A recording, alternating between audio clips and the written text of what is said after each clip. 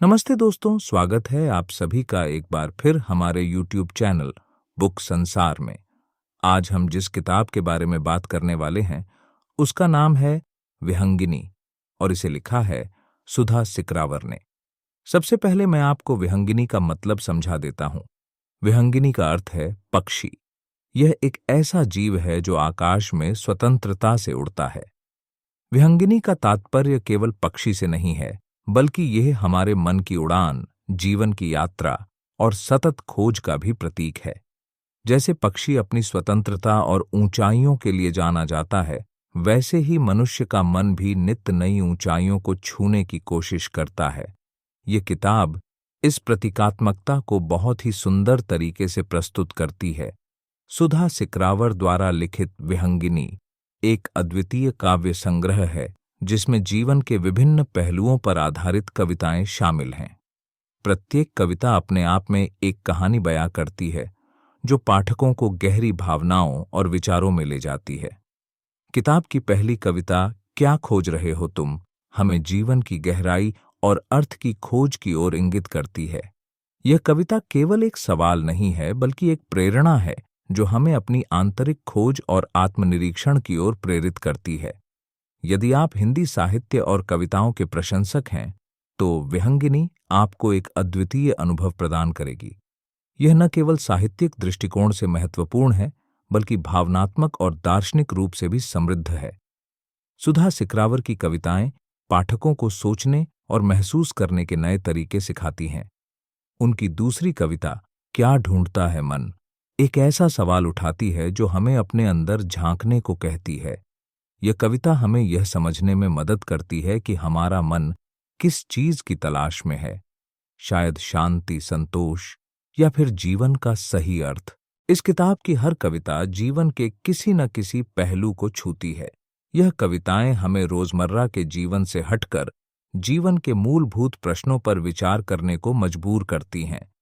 उदाहरण के लिए, क्या ढूंढता है मन हमें सोचने पर मजबूर करती है कि हम अपने जीवन में क्या पाना चाहते हैं और किस दिशा में जा रहे हैं। इस किताब में कविताएं सरल भाषा में हैं, लेकिन उनके अर्थ गहरे और प्रभावशाली हैं। सुधा सिकरावर ने अपने शब्दों के माध्यम से हमें जीवन की सुंदरता और उसकी जटिलताओं को समझने का एक नया दृष्टिकोण दिया है। सुधा सिकरावर की कविताओं के शीर्षक अपने आप में गहरे अर्थों को समेटे हुए हैं।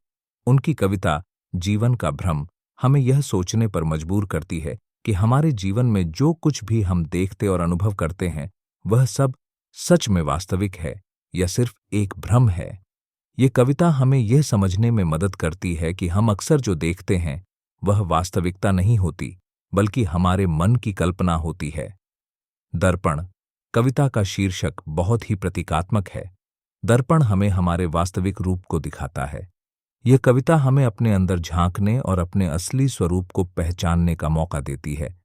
यह हमें बताती है कि जैसे दर्पण हमारे बाहरी चेहरे को दिखाता है, वैसे ही हमें अपने अंदर के मन और आत्मा को भी समझने की जरूरत है।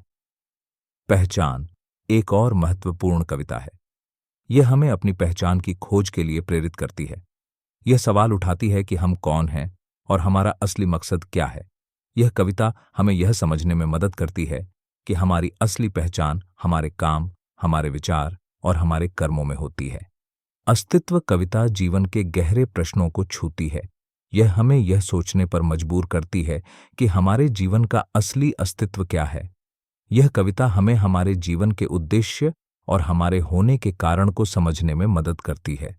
यह हमें यह समझाती है कि हमारा अस्तित्व केवल जीने तक सीमित नहीं है, बल्कि यह हमारे द्वारा किए गए अच्छे कामों और हमारी सकारात्मक सोच पर निर्भर करता है। सुधा सिकरावर की कविताओं के ये शीर्षक हमें जीवन के विभिन्न पहलुओं को गहराई से समझने में मदद करते हैं। उनकी कविताएं न केवल हमें सोचने पर मजबूर करती हैं, बल्कि हमें जीवन के सही अर्थ को समझने की दिशा में भी प्रेरित करती हैं। विहंगिनी की कविताओं में हमें जीवन के कई रंग और पहलू देखने को मिलते हैं। ये कविताएं हमें जीवन के छोटे छोटे पलों का आनंद लेने और उनके गहरे अर्थों को समझने की प्रेरणा देती हैं। सुधा सिकरावर की रचनाएं हमें यह सिखाती हैं कि जीवन केवल बाहरी सफलता और खुशियों में नहीं है, बल्कि अपने अंदर की शांति और संतोष को पाने में है। दोस्तों, अगर आपको किताब की सारांश पसंद आई हो तो किताब का लिंक डिस्क्रिप्शन में है। अगर वीडियो अच्छी लगी हो तो वीडियो को लाइक, शेयर, सब्सक्राइब करें।